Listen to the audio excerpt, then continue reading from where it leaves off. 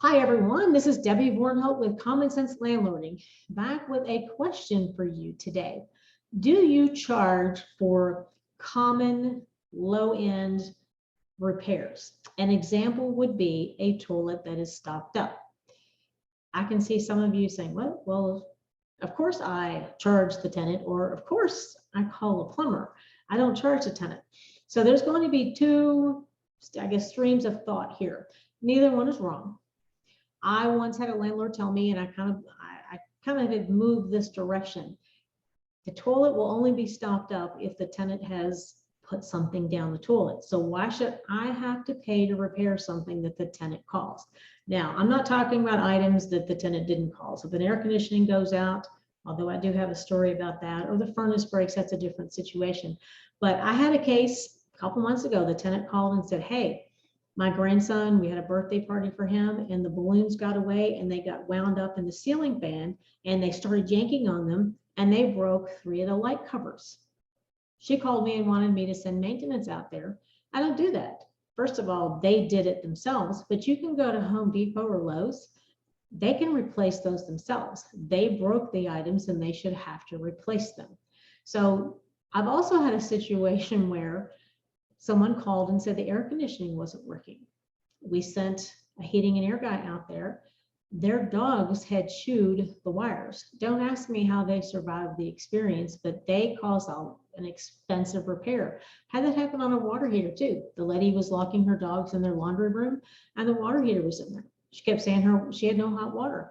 So while we required the tenant to repair those things, we did not require the tenant to repair those things. We did charge the tenant for those things. So you need to really assess when a work order comes in, a maintenance issue comes in, is this tenant chargeable? Even if you send someone over to make the repair, because quite frankly, many of these things that go wrong, if they break a window, why should you have to pay to fix that?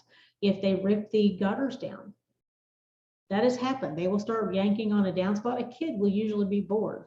They will, they will put holes in walls. Why should I, as a landlord, have to pay for things that the tenant caused? So assess your work orders.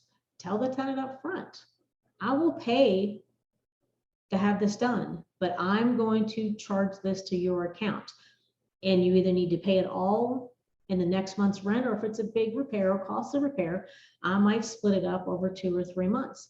Just had a case a couple months ago, had a tenant, his son had broken into his apartment while he was at work. He didn't live there. Then he had, I guess, a manic episode or some sort of episode, and the tenant showed up when the police were there. They used, I guess, what do you call the stink bombs or whatever, and threw them in the apartment. Long story short, his son had shot a gun off in the apartment. So we had a tub damaged, several windows, the place smelled, the carpet had been ruined. And while the tenant didn't do this, it was his son. So we're going to have some extensive repairs. He didn't want to turn this over to his renter's insurance, and the renter's insurance balked at first, but they ended up getting a police report. This was a bizarre case. This will probably never happen to anybody else, but the insurance company ended up paying to have all these repairs done. But I can tell you now, had his insurance company not stepped up, we would have most likely evicted this tenant and then gone after him in a collections court, because while this wasn't his fault, this is a business, and it wasn't our fault either. The apartment needs a lot of repairs. So luckily for him, the insurance company is going to step up. But as a landlord, quit paying for things that your tenant should be financially responsible for. Holes in the walls, broken light bulbs, things of that nature, smoke detectors that they've pulled down. I mean, think about if you did a move-out inspection, what would the tenant be charged for? The same goes if they are under lease. If you find out they've broken something, maybe they report it, maybe you have a contractor over there, charge the tenant for it, write it up. If you can get some pictures, like if maintenance is over there. Quit paying for these things yourself. That's my opinion. I've gotten to be a lot harder line over the years, but as a landlord, you're doing this as a business to make money, not to constantly fix up a house when someone doesn't know how to take care of it.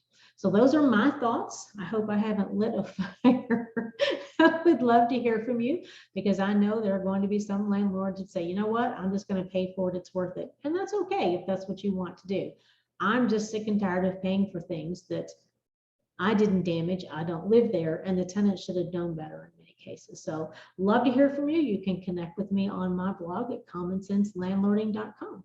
Thanks for listening and have a great day.